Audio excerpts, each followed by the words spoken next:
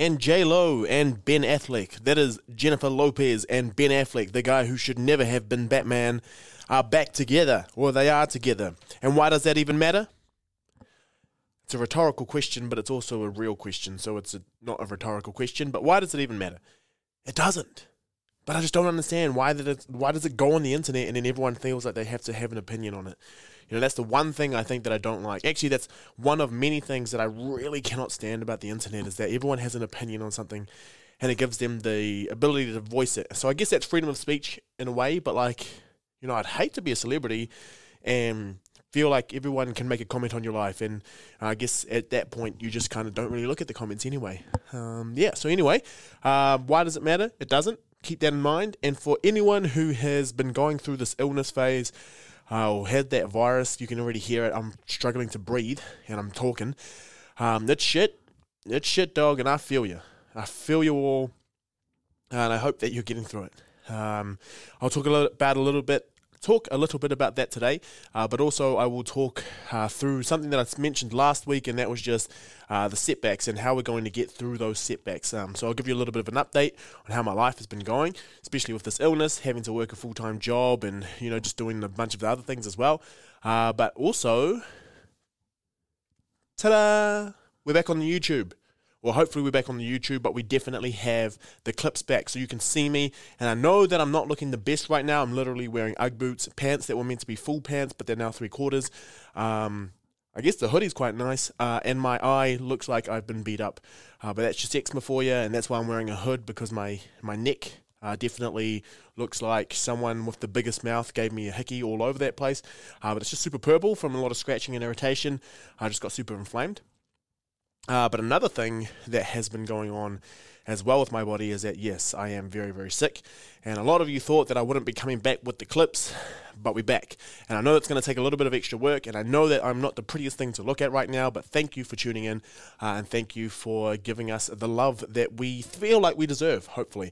I'm going to talk a little bit about setbacks today, and literally today, as I was going through and preparing for this episode, I was watching The Farewell. I had The Farewell in the background. That's the one with Awkwafina, and I'm pretty sure, I don't want to get cancelled on this, but I'm pretty sure the dad is Soo Young's dad on Rush Hour. I hope it was him, because if it's not, that is a very bad look, and I do not want to Google it right now, because then I will be bad. But I will issue a formal apology next week if I was wrong. I'll go check it, or someone will message me and say, no, you got that so wrong. And you are racist. But anyway, it's got them. And all I wanted to take from this movie was basically that at the beginning of it, the very, very beginning, when you're kind of getting that, outlook or outlay of the land and what this movie's going to be about, kind of getting a little bit of a sense of the main characters. Awkwafina's character, who, I think her name's Billy? Billy. Yeah, Billy. Speaking of Billy, I only just got onto the Billie Eilish train, so that's kind of like, wow, she is amazing. But anyway, her name is Billy. And what happens is she opens up this letter while she's on the phone to her sick grandmother, and it says that she was unsuccessful in getting that, getting her fellowship that she had applied for. Now that letter of rejection, or that that feeling like the plan that you had and everything, and waiting on an outcome, or waiting for someone to get back to you to say whether you were successful or not, when it does come back as a rejection, that can feel like your entire world starts to come down and everything around you starts to crumble. So in this movie, for example, her family start thinking, what's going on with you? Do you have anything backed up? She finds out that her grandmother is passing away, and she's slowly dying from cancer. So it's really easy in that moment to feel like, the world is against you at that point. So I feel like that was really cool how you can kind of apply or see what is happening. So I didn't actually choose that movie to watch it to be like, this is going to help me with this episode. But that's kind of a common theme that comes across in a lot of our, a lot of the movies that we watch, because people try to overcome that adversity. But also it's just kind of common in our everyday, because there are things that don't go our way. And more often than not, there are some people who everything seems to go their way. But I guess that kind of comes down to the mentality that they employ when they're going forward with making those decisions and with being able to, go forward with how they're living. Because there are some people who see everything as positives, and they see the positives in everything, so therefore everything that they are doing is actually leading them to win, because they have that winner's mentality, that winner where every situation that they go into, they take a positive from it. So it doesn't really matter what happens. There's no such thing as a setback to them. And then there are people who only see the negatives in everything, and that's why they just feel like they can't catch a break. You know, they're in this vicious cycle of this bad thing happened, then this bad thing happened in very close succession. But what they don't tend to see is the lessons that they could have learned, or maybe there were some good things that were actually happening and amongst that as well. So that's the first lesson that I got from that movie, and that's kind of what we want to talk about today. But just in terms of the general update, the Olympics is on, and one of the coolest things that I saw, and unfortunately the young man wasn't able to cop a medal in his in his event, but it's a young swimmer named Lewis. He's a Wellingtonian, and he popped a manu in the Tokyo 2021 pools. I don't know if they're calling it Tokyo 2020 or 2021, but he went there, and I always said to my friends, I would love to make the Olympics just to go do a manu in the pool. And he did a manu in it. It wasn't the best manu, but it doesn't matter. He did a manu on the Olympic pool, somewhere where it's meant to be like the most pristine athletes in the world. This fella just went up and popped the manu. That's sick. So I've got mad props for that boy. And he also did really, really well. So I know he's young. I think he might have been 22. So if it's the next 4 years or the next 3 years, depending on when they run the next one, hopefully he has a good shot at getting there. I don't know when swimmers peak, but very, very proud. And just really proud to see, both the Cook Islands and New Zealand, Aotearoa. Pretty tricky. I don't know if I'm going to get cancelled for just saying Aotearoa, because there might be some racists out there. But yeah, being out there and actually being on that world stage, and somehow they managed to have it with all this COVID and everything that's going on. So shout out to the management there. I saw Black Widow, and that cough is still here.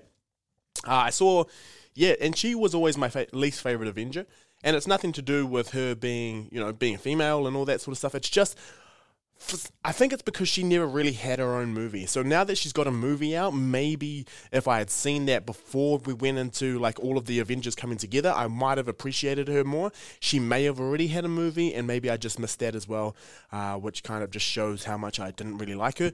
But this one was cool. It was kind of less of an origin story and more of like kind of an origin story, but also kind of what was happening around the back. So it was in close succession from when the Avengers went down, and then she kind of, they all just kind of did their rogue thing, and everyone got their movie. I think since Ragnarok, with Taika going and directing Ragnarok for Thor, the humor, they're really trying for the dry humor, or the little one-off jokes. And I feel like the Avengers, actually quite a few movies since that movie have tried to employ that kind of strategy just to get a cheap laugh here and there. So I feel like they almost overdid this one slightly. But, overall, I think it's a really good movie. You go see it. It's got some laughs in there. It's got good action. Really, some mana wahine going on in there. Classic, stay to the end as well. There's a nice little clip at there that kind of keeps the brand alive, because it kind of shows that there will be more movies. I'm not going to say in which direction, but yeah, a really, really cool movie, and I did enjoy it because I haven't really been going to see a lot of movies recently, and there's a big thing with these origin movies right now. So I was watching, just like the origins, and I remember the first type of origin movies were like the X-Men ones when they came out. Those were trash. And I feel like this is what happens when you can't think of the future a little bit, so you try to justify what was happening by putting in some stuff from the past.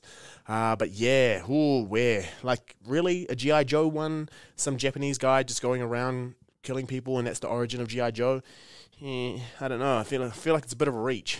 I feel like this is hurting some backs here just to reach for something to pull out and make content. So yeah, I don't know how that one's going to go. Let me know if you think it's going to be good, but I don't know, I'm not really a fan of it, and I don't understand why they keep coming out with these new things. But yeah, so that was Black Widow, Scarlett Johansson as the Black Widow, or Natasha Romanoff.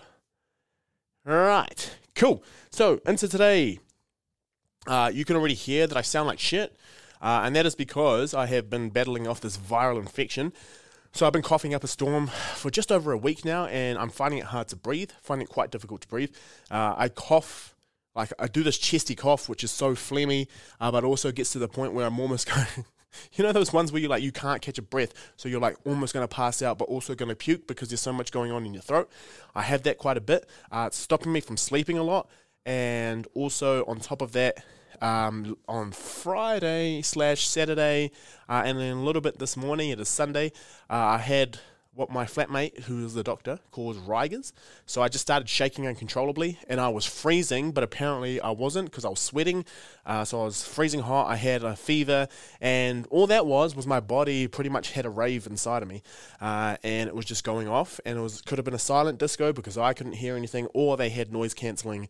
Like the little door stops, so that to stop the good insulation in my body, I guess, because I couldn't hear what was going on outside of me. So that was going on, and I honestly probably haven't been that sick since I got dengue.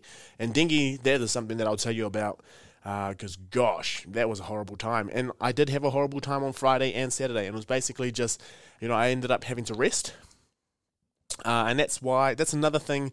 So all of last week I was sick, and this is another reason why I want to talk about setbacks, because there were a few things that did happen that made me feel like, this is a setback, and these are things that are going to stop me from achieving what I wanted to achieve. Ew, yucky. So setbacks. Let's talk about this, because I put this call out to people just to see, what are the positives that you can take from setbacks. And that's kind of starting the agenda from where I want to start, is I want to look at how we can see setbacks from a point of view where you don't actually lose. Because in my mind, a lot of the time, when you have a setback, that's you stepping back a few paces and not progressing as fast as you could have been, or as what you would call optimal. But I feel like that mentality is the type of mentality that makes you question or paralyze yourself from actually going at something again. Because if you view a setback as something like to do with your ability or your capability to be able to produce something, or to go forward with something, or to be selected for something, basically just something that makes you feel like you were inadequate for the task or for whatever it was that you were going for. If you have that view towards it as if a setback is that sort of negative thing, I feel like it's really difficult to look past everything that has happened, because something will happen to you and you feel like you were the reason that negative thing had happened to you. But then we don't really take the same approach when it comes to positive things that happen to you. So, because good things that happen to you, you don't think like, I made that happen by putting in this action. But when a bad thing happens to you, it's so easy to be like, oh yeah, it's because I didn't do enough of this or I didn't do enough of that. But then when a good thing happens to you, it's so easy to just be like, oh yeah, I got lucky. It's really hard for a lot of us to take that credit for the effort that we've put into different things. And setbacks a lot of the time actually have to do with, a whole bunch of other things happening at the same time.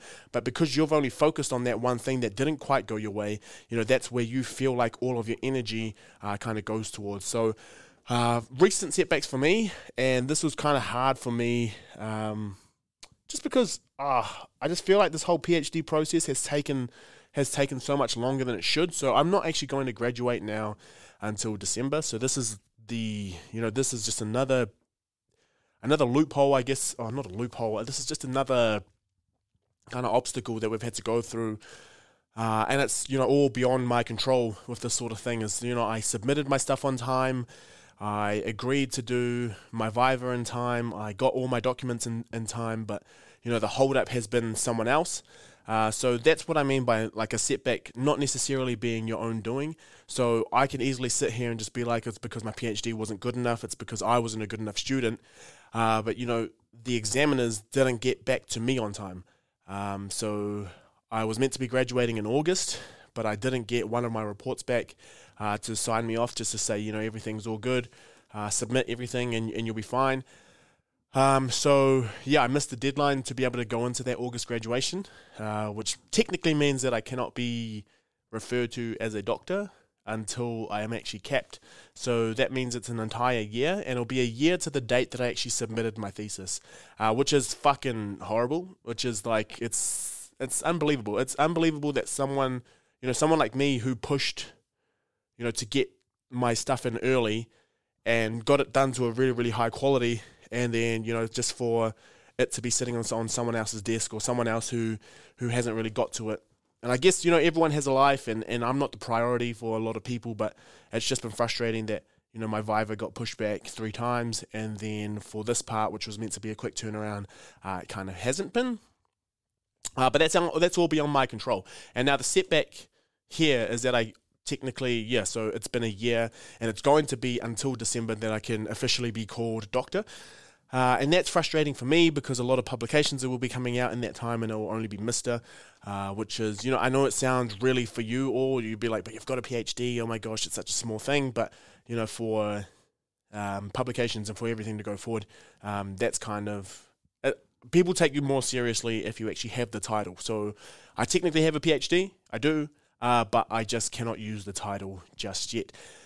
So that was hard for me to see because I knew it was coming. I knew the date was coming on the Friday, the 23rd of July. That was the date that everything had to be in. I checked my emails pretty much, I was checking it like when you post a new photo and you're just checking to see how many likes you're getting, how many comments you're getting, or something like that.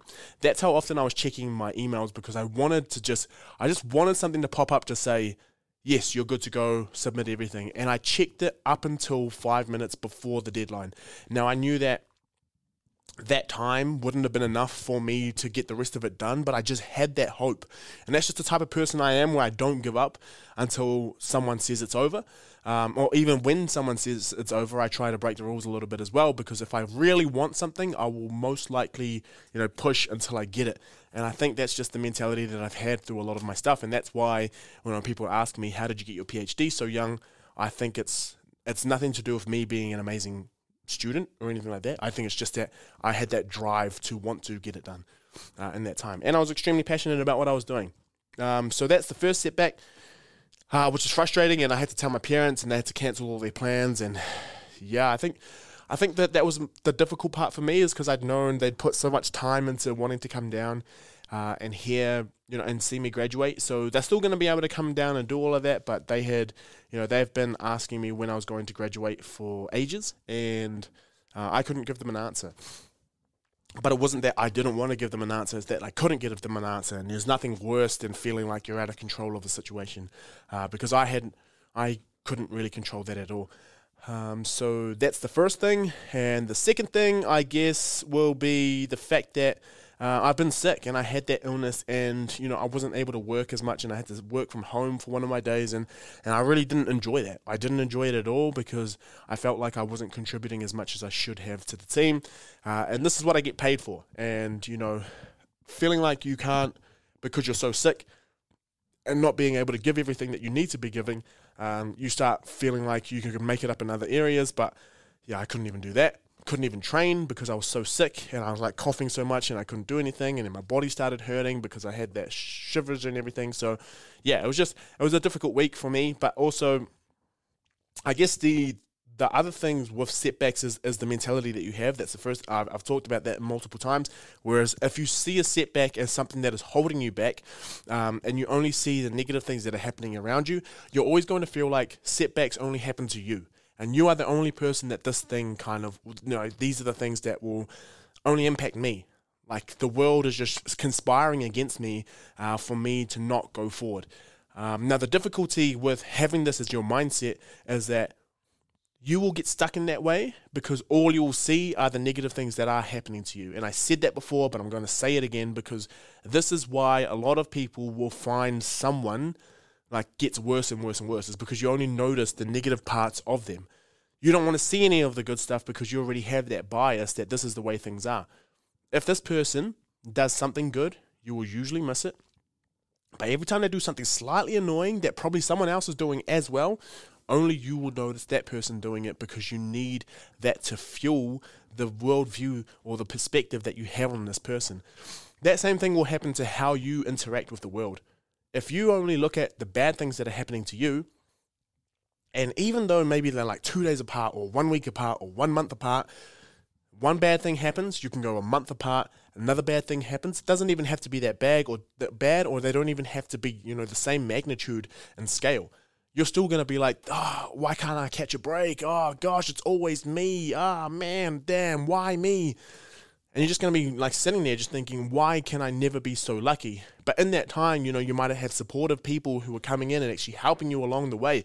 You might have had, so many different things go right in that time. And you might have had, some new skill that you've learned. You might have hit a PB at the gym. You might have gone to the gym more times than you have before. You might have gotten up earlier. You might have felt better. But because you only focused on the negative things, then it's shit. You know, all of that good stuff goes to waste because the lens that you had on the world was all the negative that was happening to you.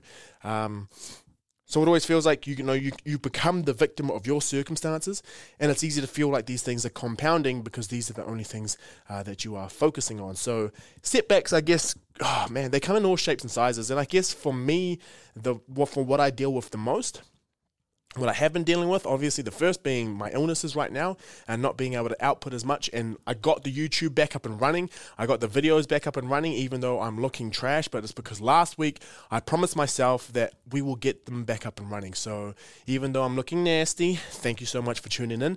And I guess the next one would be injuries. So Adi Savia, if you want to go watch how he deals with injuries and what the setbacks give him, go look at that on Essex. I think it's like Road to Recovery or something on his injuries. He has his wife talking about it. He has him talking about it. And he actually talks about the positives that he got out of his time as an injured player. So you have to keep in mind, and we talked about this on the interview that I had with him, you have to keep in mind that this is his life. So him being that athlete and him training and actually playing is what brings in the money for him. That is his job.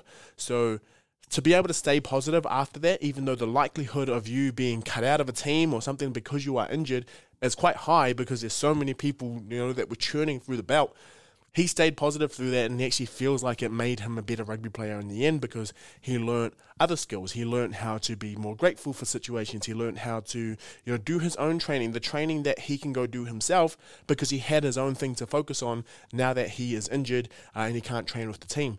In that time, he said he had more family time that he had as well, but also being injured, it kind of helps you find other skills that you have, because if you can't train or you can't play the way they used to because you had that injury, you then have to explore different ways of moving or different ways of actually being. Or sometimes the coolest thing about injuries is that it might wipe out all this identity that you had before and might force you to start something else.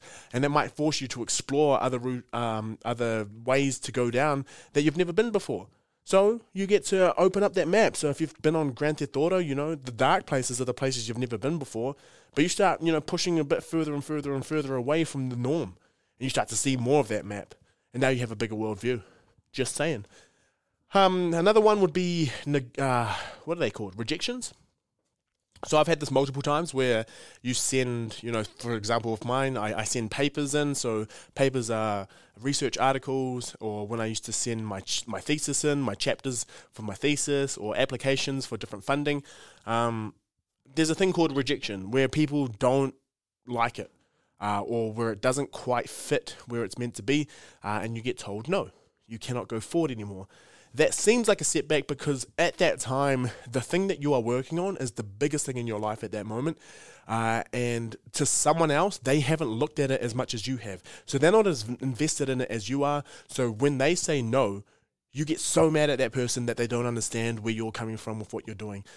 So that setback there, and actually being able to deal with rejection, especially in my job where we get rejected a lot because there's so many other people doing research and doing really, really cool research, there's not enough space for all of us. So I think the positive that I get out of that is that I'm actually learning how to take rejection and not to take it personally. And sometimes when people are acting a different way, there's actually a study that showed, I don't know if it's still true or not, or it might have been a myth, that the people who had the lighter sentences tended to be those who were, just after lunchtime or just after lunchtime when the judges were fed, because we've got to think about the state that person is in when they are making these decisions. So that's the first one, is I learned how to have empathy for the person who was, rejecting what I was doing, because not only am I stressed, but they're probably stressed as well. And a lot of the people who review what you're doing are doing it for free. They're doing it for love, and they're doing it with the hopes that someone else is going to then review their work. So that's what we call peer review, where everyone's helping each other out, kind of with the good intention that someone else is going to do the same as well. So there's that, but being able to deal with the rejection, but also the rejection might be just that, it wasn't quite good enough. And sometimes we have to take that on the chin. Sometimes, you're just not that good. And that's fine, because we can always be better. Or we can find another way to go forward where something can actually get accepted. But I guess in terms of rejection, where like a person doesn't want you, that's, sometimes you're just not meant to be. And that's also fine. And sometimes we have to be able to deal with that better without taking it so personal. Because it's really easy for me to beat up on myself. And I guess a lot of you are quite similar, and that's why you continue to listen. And then like the changes in plans or cancellations, like those are the proper setbacks where you're just like, you were meant to do one thing and then it doesn't quite happen because something else down the line doesn't work. So we just need to learn how to adapt and overcome all those different things, and be like Bear Grylls, find the resources to help you do something else. As long as you understand what your values are, like realize that what you were doing and all those setbacks, they're never a wasted time. All of those different things help you to learn something, and they're always going to be a lesson in some way. It's either that you weren't good enough or that it wasn't good enough for the time or for the context that you were kind of applying it in. So there might be something later on down the line or a lesson that you've learned from that when the time comes again, or when you find you are ready for another attempt at something, this is your time to go do it. In terms of injury, that'll be when you're actually back and ready to play. In terms of illness, it's when you're back and ready to play. In terms of the rejection, it might be another time that you get to submit something, or it might be another grant that you go for. But take the feedback that those people give you so that you can actually make yours better. I think where we crash in terms of setbacks being negative is if we say that person or the person who rejected you or the person who injured you or something like that, it's when you start to feel sorry for yourself and feel like the world is against you, as opposed to using this as that lesson. So I feel like setbacks are never wasted time, and the time is only wasted if you take nothing from it. And the only reason you take nothing from it is because you feel like you are better than the decision that was made. So I took this to the floor to see what everyone else thought in terms of setbacks and what are the positives that they can get from it. So here we go. Here are a few. It's an opportunity to revisit self-care. Absolutely. If someone rejects you, or if something doesn't quite go to plan, you get that opportunity to be with yourself more. You get that opportunity to reflect and see what it was that you didn't quite do, or that person didn't quite want, but also you get to revisit whether this is something that you wanted in the first place. I think we get so fixated in the amount of time that we put into something that we don't necessarily revisit whether it's for you in that moment. We just kind of get so invested in, I put this much time in it, I cannot give up on it. But sometimes, maybe we need to look at, maybe that's not the right option for you. So that's something for sure. Always growth, thicker skin, stronger mind, deeper understanding of self, and always lessons. No such thing as wasted time, only wasted mindsets. Absolutely. So, I mean, it's cliche to say, but it's so true that I feel like what doesn't kill you, or maybe not necessarily kill you, but what doesn't, take you down fully and completely debilitate you, will make you stronger, because you learn from those moments. The only time it doesn't make you stronger is if you just choose to accept that these things are happening to you because you deserve it. Because, we deserve the lives that we want, but also we have to work for that as well. So, yeah, very, very true. It may feel like it's the end of the world, but trust me, it isn't. It really isn't. Absolutely. Setbacks, when we think about the time that's happening, life is so huge.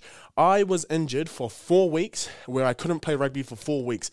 That is 1 month of this entire 12-month year. But in terms of my life, like, I got back, I could still do everything that I was wanting to do. But in that moment, I felt like my whole world was taken away from me. So it really isn't. And we just need to think this is an opportunity to come back stronger. So if we have that mindset, then yeah, it really isn't the end of everything. Sometimes it's out of your control. Let it go. You'll be fine. For sure. I couldn't change the way that my examiners got back to me. I couldn't change the time that they were working on because I had no control over that. I had done my part. Now it's on to them. Because they didn't get back to me, I can be mad at them, but it's not going to change anything. All it's going to do is waste my energy because I'm going to be super mad and they're not going to really give a fuck. So for me to survive this, I need to just consume my energy and just be like, well, it is what it is. And people who say it is what it is are dangerous people, because if they truly mean it, they are really easily just going to gap it if they need to, and they're very, very good at understanding what's good for them. So if you are an it is what it is person, props to ya. Breathe. It always passes and gets better eventually, for sure. It's like, you know, if you had like a container and it had a little bit of yuck stuff at the bottom, like sediment, if you just like put water into it, the water will go around so much, blah, blah, blah, blah, and it's filling up over the top, and all the stuff will come out over the top, and by the end of it, eventually, the water will be clear because you've cleared out all the bad sediment that was sitting on the bottom. So yeah, for sure. My auntie and uncle say tomorrow's another day, start again. Absolutely, we get that time to restart. And in terms of the mentality behind, or the psychology behind actually starting on a new day or starting on a new week or something like that, is that you have that high motivation. So yes, you know, you might have been beaten today. That's fine. You have tomorrow to restart that. But we shouldn't always just kind of give up in that day. We should kind of, you know, consider what it is that we can do to set up for that next day as well. We're not just going to reset and everything will be fine the next day. We still have to put that work in for tomorrow to be an extremely valuable day. Very good. Learning how to be patient and how to adapt when circumstances change. That's that Bear Grylls mentality. If something goes wrong, if something goes wrong, you just have to see what went wrong. Try to assess, why did it go wrong? Was it anything that I did? Was there anything I could have done differently? If there wasn't anything, then just be aware of how it happened and aware if something like that could happen again. But if it was something that was the fault of you, or a skill, or something that, you know, there was like a negotiation that went wrong, or there was just a misunderstanding, those are things that we can start to explore for sure. So the next one is, oh my gosh, oh yeah, so how resilient your body and mind really are when they are made to face a challenge. It is insane. It is absolutely, yeah, it's just so unbelievable how awesome our body is and how awesome our mindsets are when we just change them slightly. When we just realize, you know, there is an opportunity for growth, or there is an opportunity to be better in this moment. There's absolutely so many different things that come in when you employ that sort of growth mindset about different things, and realize that the world's not against you and that you can be better. Because there are a lot of times where I get sad, for sure, and I just feel like everything is against me. But when I do that, I get sicker and sicker or I get worse and worse and start feeling like I can't get out of bed. But that's because I've not allowed myself to see the light that's coming through the hole, or that's coming through into the hole that I've dug myself into. It's because I keep looking down at where I'm digging. I'm not actually looking at, you know, the possible avenues to get me out of there. So that's, you know, that's the difference between having a mindset where you want to grow and having a mindset where you feel like, you know, everything's against you and you become the victim. So that's been another episode. Thank you for riding with me again. I'm sorry that I sound like shite, but I'll be back soon. But I'm glad to be back with you, and you get to see my sexy face. But yeah, anyway, love you all. Have a great week and stay real.